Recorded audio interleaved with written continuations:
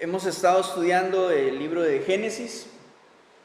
Creo que nos va a llevar de aquí por lo menos hasta finales de año.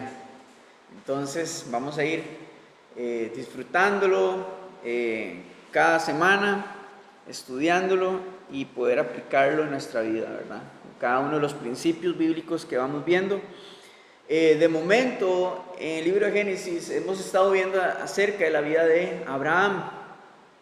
Estamos todavía en esa sección y hoy vamos a ver su examen o su prueba final, su examen y su prueba de fe en el capítulo 22. Pero antes de esto hemos visto en la vida de Abraham cómo Dios ha intervenido extraordinariamente en él, trayéndole promesas, bendición a su vida, y también en medio de sus errores hemos visto cómo Dios ha intervenido para poder salvarlo y extenderle gracia y misericordia. Entonces, después de esto, podríamos pensar, Abraham no tendría nada que dudar acerca de Dios y el plan y de su obra en él, de las promesas que Dios le ha hecho a su vida. No tendría nada de qué dudar, porque incluso en medio de estos tiempos difíciles, de sus malas decisiones, Dios no lo ha dejado, no lo ha abandonado. Así que este testimonio o esta imagen de la vida de Abraham podemos verla también en nosotros, de cómo Dios ha intervenido en nuestras vidas a lo largo de ella, aún en el tiempo en el que no lo conocíamos. Cómo Dios ha intervenido en nuestra vida, pero no porque nos deba algo. Dios intervenía en la vida de Abraham no porque le debiera algo a él, sino porque simplemente por su propósito, por sus planes y porque ya había escogido a Abraham para hacer su obra a través de él, es que Dios le extiende misericordia. De la misma manera con nosotros, Dios no nos debe nada, nosotros le debemos todo a él, y es por gracia y por su misericordia que él nos salva. Y nos salva no solamente para vida eterna, sino que también nos salva muchas veces en los tiempos en los que hemos cometido errores y hemos tomado malas decisiones. Porque Él nos acompaña y nos da la sabiduría que necesitamos para caminar incluso en medio de esas situaciones. Entonces, viendo la vida de Abraham, hemos podido evidenciar de que el trato de Dios con él ha sido en su fe, en su confianza en Dios. Porque las veces que Abraham ha errado en tomar decisiones ha sido por falta de confiar en Dios. Cuando fue a Egipto, no confió de que Dios podía proveer para él y su familia en medio de una hambruna. Cuando sucede lo de Agar y nace Ismael, todo esto fue falta de confianza de que Dios trajera su promesa a su tiempo. Y también vimos anteriormente con Abimelech que por falta de confianza nuevamente Abraham y Sara cometen el error de traer engaño a la vida, al engañar al rey Abimelech. Entonces, este ha sido el trato de Dios con Abraham. Y pues de alguna manera nosotros podemos ir meditando en nuestros corazones cuál ha sido el trato de Dios en nuestra vida. ¿Qué es lo que Dios está tratando en nuestros corazones? Vamos así entonces a llegar a este capítulo 22, donde Isaac ya ha crecido, ya es un muchacho, y esto es muy importante porque Isaac para este momento no era ni un niño ni un adolescente, sino que muchos dicen que Isaac estaba ya dentro de los 30 para este capítulo.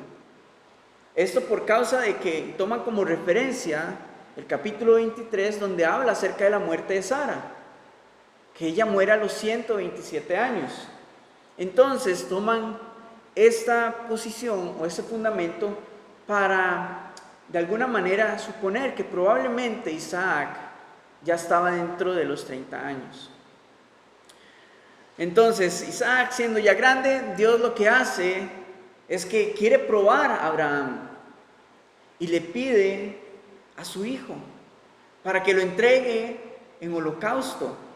Y probablemente en este momento Abraham no entienda nada del por qué, porque es su único hijo, es el hijo de la promesa y ha esperado por él 25 años para que naciera.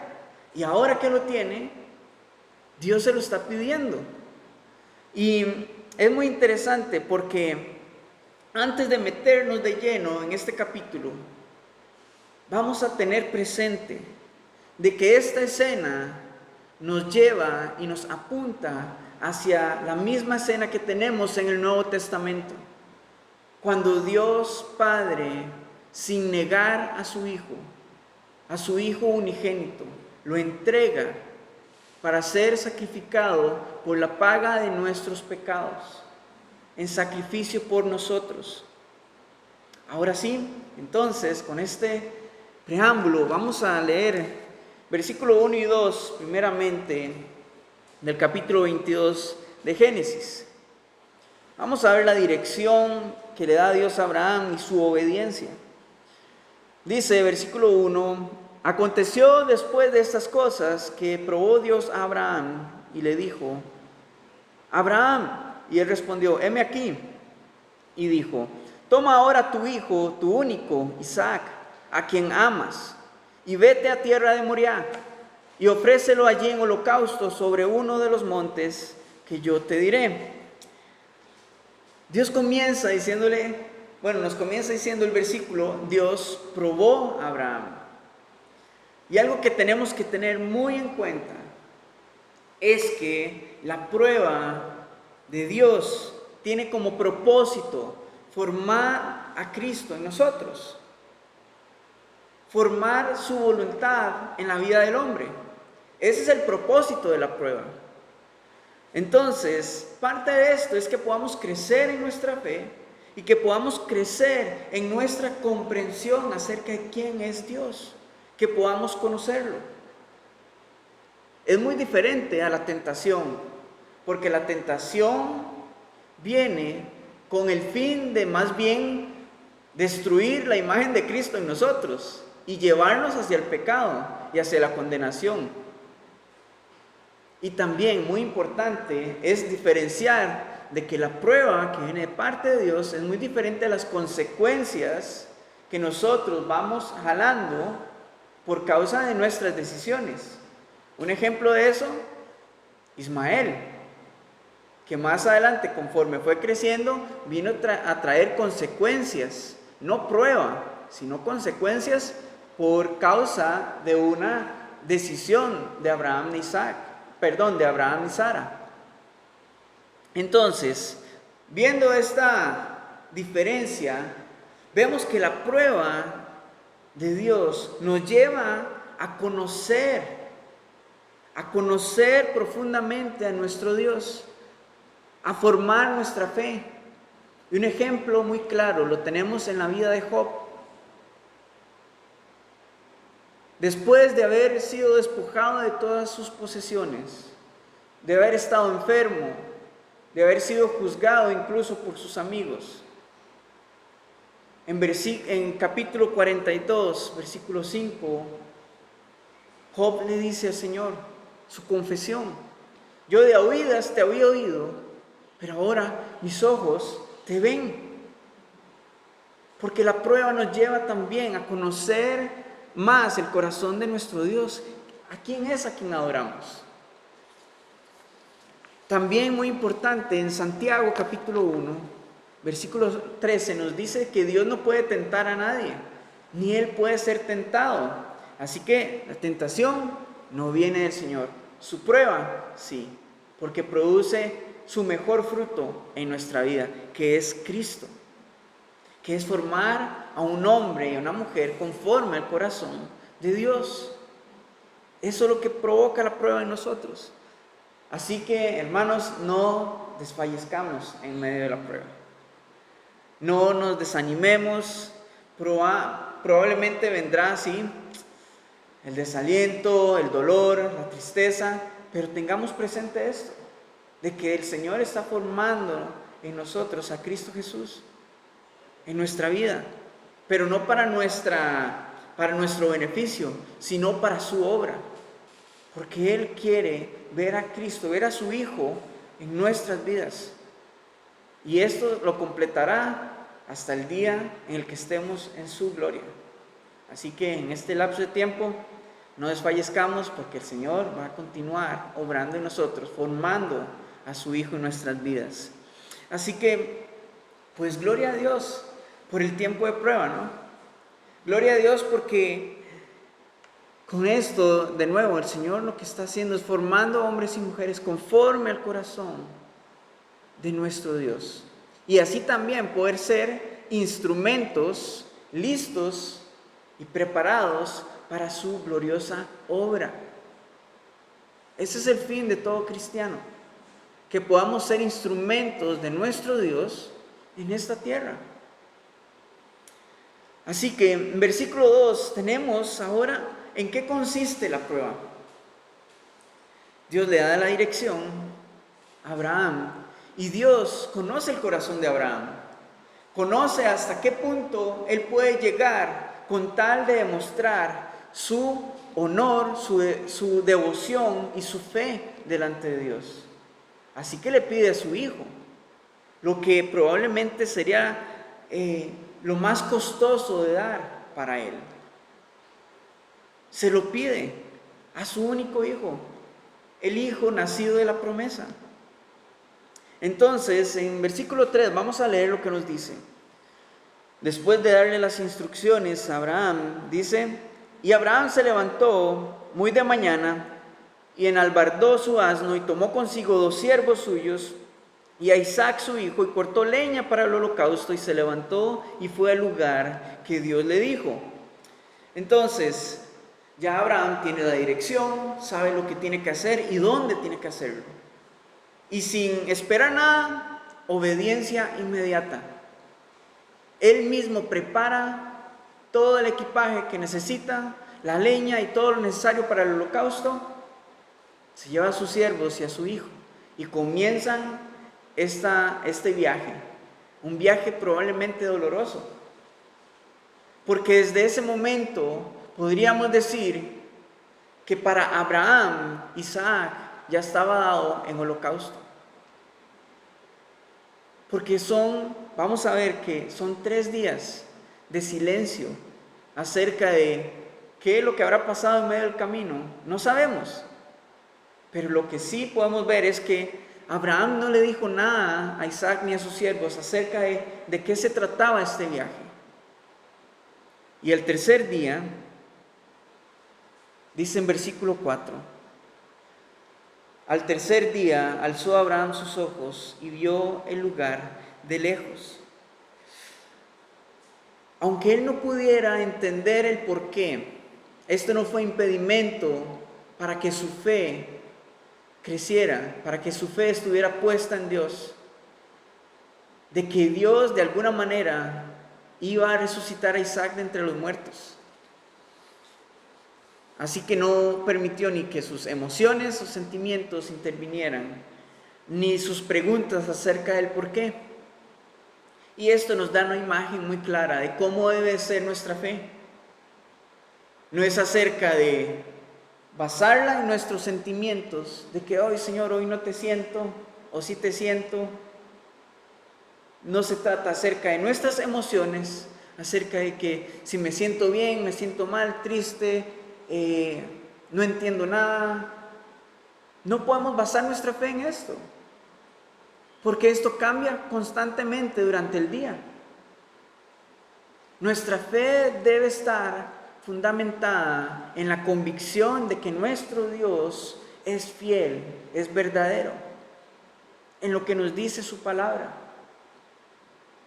En eso estaba fundamentada la fe de Abraham, de todo lo que ha visto por parte de Dios en su vida, a tal punto que él confía en que Dios algo va a hacer, a intervenir en medio de su obediencia de llevar a su hijo en holocausto. Y en la siguiente sección lo que vamos a ver es la fe de Abraham, la sumisión tanto de Abraham como de Isaac y la provisión de Dios. De nuevo, el tercer día, Abraham alza los ojos y ya Dios le marca cuál es el lugar a donde necesitan ir. Y algo importante también de este monte Moriah, hacia donde ellos se dirigían, es que más adelante es la misma cordillera en la que es construido el templo de Salomón, en donde el pueblo de Israel iba a rendir adoración y holocausto todos los años en propiciación por los pecados del pueblo. Y más adelante, en el Nuevo Testamento, en este mismo monte, en esta misma cordillera, no en el mismo lugar, pero en este mismo conjunto de montañas, se encuentra el Gólgota, lugar donde nuestro Señor sería sacrificado en la cruz. Es el mismo conjunto de montañas hacia donde Dios está guiando a Abraham a sacrificar a su hijo. Por eso les decía que tengamos en mente lo que sucede en el Nuevo Testamento, porque desde acá Dios nos está dirigiendo hacia ahí, para ver todo lo que está sucediendo en la vida de Abraham e Isaac, reflejado lo que el Señor iba a vivir cuando iba a ser sacrificado.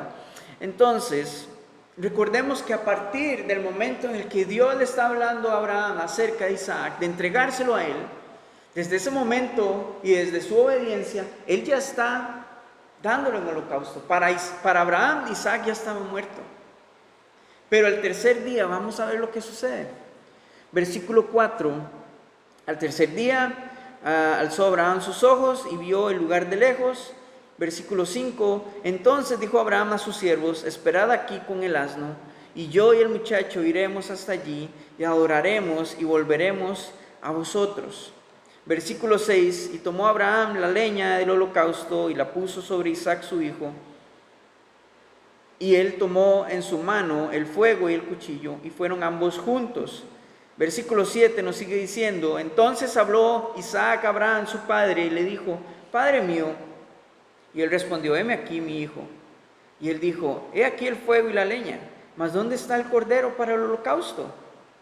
Versículo 8, y respondió Abraham, Dios se proveerá de cordero para el holocausto, hijo mío. E iban juntos. Esa palabra al final, iban juntos, quiere decir que iban en común acuerdo. Estaban de acuerdo de que, con la misma convicción de que Dios iba a proveerles el cordero para el sacrificio. Entonces, para Abraham, en su corazón, Isaac ya estaba muerto. Solo faltaba concretarlo. Solo faltaba manifestarlo a través de la obra. Lo interesante es que la fe de Abraham, en versículo 5 le dice a sus siervos, nosotros iremos, adoraremos y volveremos. Básicamente, Abraham no sabe cómo va a regresar con su hijo, pero va a regresar. Tengamos algo presente. En el capítulo 21, versículo 12 de Génesis, Dios ya le había hablado a Abraham de que en Isaac le sería llamada descendencia. Y para este momento, Isaac no estaba casado, no tenía hijos. Así que, y Abraham sabe que Dios es fiel a su palabra, por lo que de alguna manera Dios iba a resucitar o iba a hacer algo para que Isaac regresara a la vida. Y es algo que va a suceder. Algo importante también, cuando vemos que Isaac está llevando la leña para su propio sacrificio, sin él saberlo, esto nos dirige a la imagen de Cristo, quien también iba cargando su propia cruz para su propio sacrificio. Podemos ver esta imagen, él llevando su propia cruz en la que iba a ser crucificado. Ahora Abraham lleva el fuego, lleva el cuchillo, e Isaac hace la pregunta correcta. Padre, ¿dónde está el cordero? Y Abraham responde correctamente con una profecía. Dios se proveerá de cordero. Una profecía que se cumpliría casi 2000 años después, en este mismo monte. Entonces llegan al lugar en donde el Señor les había indicado que debían de hacer todo el ritual del sacrificio. Preparan el lugar y necesitamos ver esto como las obras de fe de Abraham. Él sale inmediatamente después de que Dios le habla. Ahora llega a este monte, prepara el altar, prepara la leña para el holocausto, va a atar a Isaac, va a tomar el cuchillo. Y todo esto, estos elementos en conjunto son el reflejo, la manifestación de las obras de fe de Abraham. Veamos versículo 9 al 12, porque dice que cuando llegaron al lugar que Dios le había dicho, edificó allí Abraham un altar y compuso la leña y ató a Isaac su hijo y lo puso en el altar sobre la leña. Y extendió Abraham su mano y tomó el cuchillo para degollar a su hijo. Entonces el ángel de Jehová le dio voces desde el cielo y dijo: Abraham, Abraham. Y él respondió: heme aquí. Y dijo: no extiendas tu mano sobre el muchacho, ni le hagas nada, porque ya conozco que temes a Dios, por cuanto no me rehusaste tu hijo, tu único hijo. El Señor está llevando al límite a este hombre, al igual que nos va a llevar al límite a nosotros. Porque es su gracia, es su verdad, es su amor, es su obra en nosotros y a través de nosotros. Nos va a llevar al límite. Pero no dejemos de lado a Isaac, porque recordemos, no es un niño, no es un adolescente, es un hombre ya. Y no vemos resistencia, ni pelea, ni que huyó, ni nada. Vemos sumisión, porque se dejó atar por su padre, que tenía más de 120. Vemos la sumisión de Isaac. Y en esto vemos reflejado en el monte de Getsemaní, cuando nuestro Señor le habla al Padre y le pide que si por favor le pudiese conceder el pasar de él, tomar de la copa. ¿De cuál copa? De ser sacrificado. Pero sometió su vida y sus anhelos, sus deseos y sus temores probablemente. Lo sometió a la voluntad del Padre. Y en sumisión y voluntariamente se entregó a su voluntad. Esta es la sumisión de Isaac.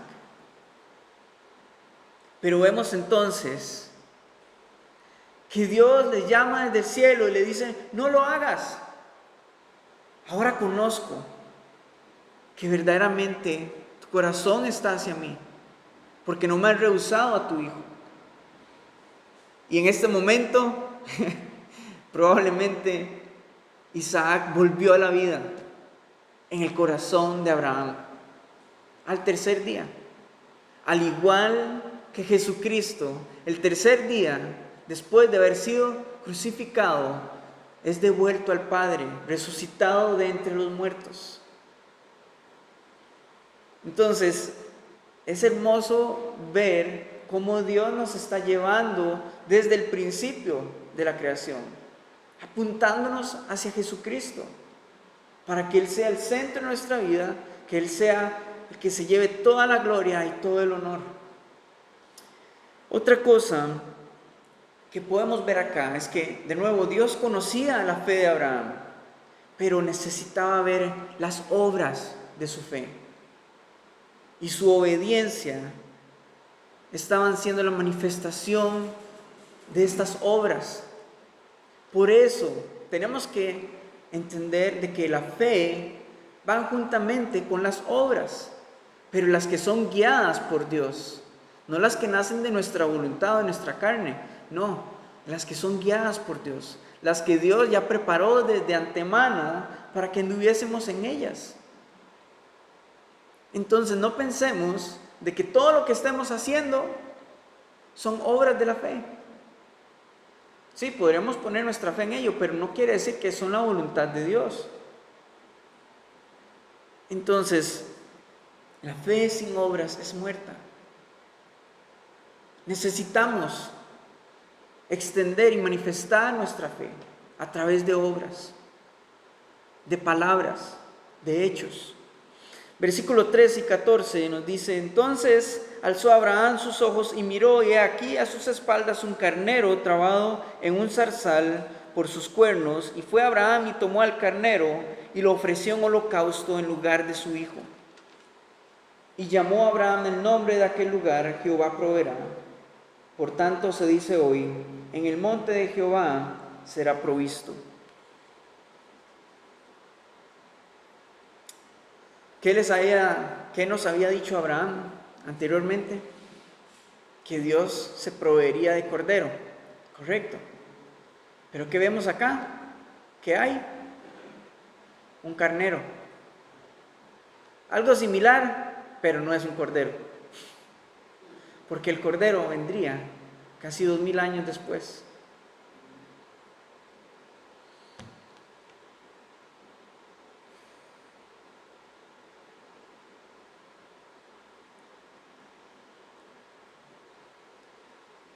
El Señor proveería su cordero, que sería el sustituto por usted y por mí, por la paga de nuestros pecados. El Señor se proveería de su Hijo, que sin resistencia y voluntariamente se daría en la cruz por nuestros pecados. El Señor es fiel y cumple su palabra. Y Él es misericordioso. Y aunque no entendamos el por qué, la vida de Abraham y de Isaac están siendo usadas para reflejar lo que es el amor del Padre hacia el Hijo, pero que aún así, por amor a todos nosotros, lo entregó en sacrificio para darnos vida en abundancia. Y esta vida es abundante porque es eterna. Abraham nombra este monte con la palabra hebrea Jireh, Jehová Jireh. Dios, Jehová proveerá.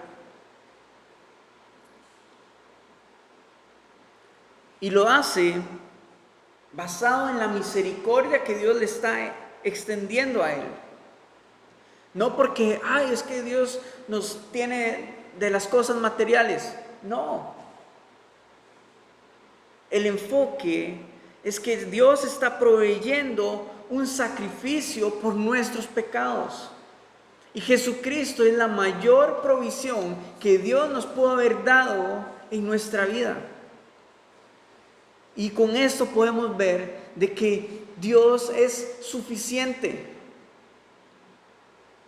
Dios es suficiente para nosotros. Nada más. Jesucristo es suficiente porque en Él encontramos vida eterna, purificación de nuestras vidas. A partir del versículo 15, Dios le recuerda la promesa a Abraham.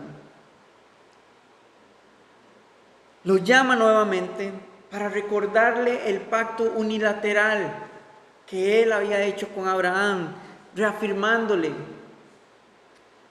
de que por causa de que su hijo no se lo ha rehusado, ahora le es devuelto y en él derramará su bendición. Versículos 17 y 18 nos dice: de cierto te bendeciré y multiplicaré tu descendencia como las estrellas del cielo y la arena del mar la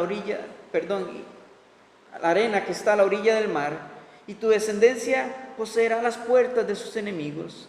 En tu simiente serán benditas todas las naciones de la tierra, por cuanto obedeciste a mi voz. Por tercera vez Dios le está reafirmando a Abraham su promesa, que su descendencia será bendecida. Y esta vez se lo ilustra con las estrellas del cielo, con la arena del mar, pero algo que tenemos que ver es que esto no es algo real para este momento en la vida de Abraham.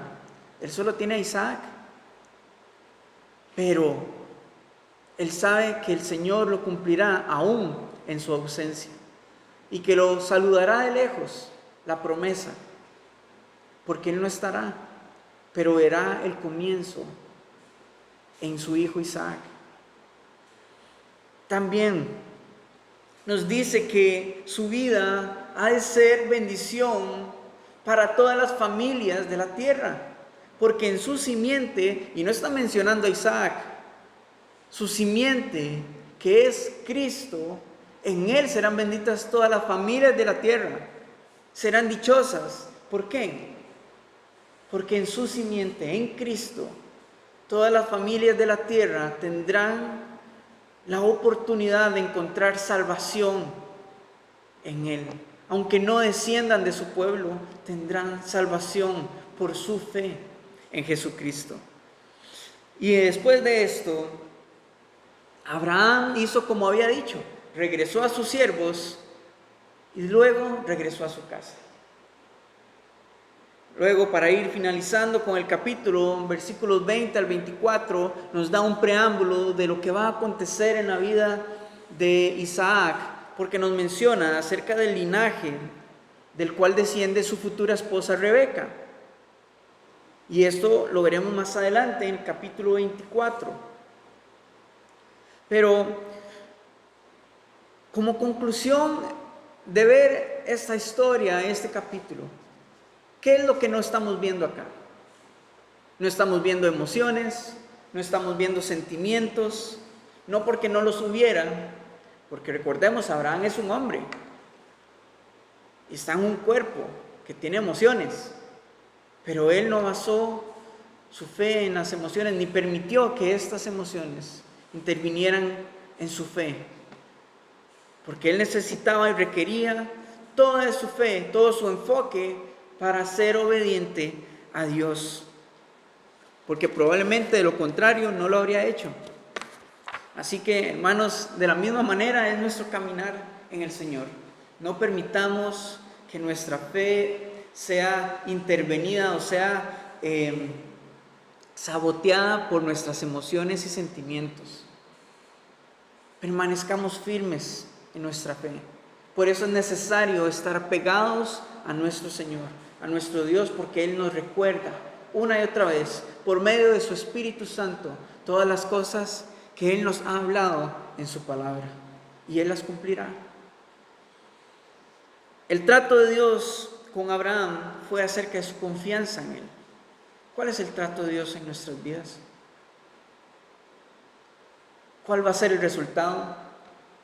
No sabemos, pero algo sí es cierto, y es que sea cual sea la situación, la circunstancia, la prueba en la que el Señor nos quiera llevar, su meta es formar a Cristo en nuestras vidas. Es formar al Señor, a su Hijo en nosotros, para nosotros crecer en fe, crecer conforme a su imagen y en nuestra confianza y obediencia a Él. Así que, por si acaso, no malinterpretemos este pasaje que hemos visto, porque Dios lo que nos está pidiendo es todo nuestro corazón. Dios no está interesado en nuestros bienes, no está interesado en las cosas perecederas de este mundo. Su enfoque principal está en nuestro corazón, en nuestra devoción, aunque esto va a implicar sacrificios que van a ser guiados por Dios, pero Él debe ser nuestra suficiencia. De alguna manera podemos ver que esta prueba llevó a Abraham a darse cuenta de que su corazón no estaba arraigado a las cosas de este mundo, que su corazón estaba completamente girado hacia Dios. Así que, hermanos, la prueba La prueba nos lleva a desligar nuestro corazón completamente del apego a este mundo, para que más bien nuestro corazón esté aferrado y esperanzado en nuestro Dios, en su control. Así que cuando Dios quiere tratar con nosotros, Él lo va a hacer directamente. Él lo va a hacer directamente. Porque ese es el trato de Dios con sus hijos, uno a uno. Y ahí Él trabajará nuestro corazón, nuestras vidas y nuestra fe. Recuerden que la prueba tiene como meta formar el carácter de Cristo en nuestras vidas, en torno a la fe, a la sumisión y a la obediencia. Amén. Señor, gracias por tu palabra. Ay, Señor, podemos descansar en ti, porque sabemos de que tú eres un Dios fiel, verdadero, eres un buen Padre, y podemos descansar en el hecho de saber de que ese es tu anhelo, que Cristo sea formado en nuestros corazones. Así que por favor, con tu Espíritu Santo, ministra nuestras vidas, trae confrontación, formación, sanidad y restauración en nuestros corazones. Y si nos hemos desenfocado de cuál es el propósito y cuál es la verdad acerca de ser tus seguidores, ayúdanos en esta mañana a enfocar nuestras vidas y nuestros corazones, dejando a un lado todo lo demás y corriendo y extendiéndonos hacia adelante, hacia ti, hacia tu verdad y hacia tu voluntad. Te damos toda la gloria y toda la honra a ti, nuestro Señor Jesucristo. Amén.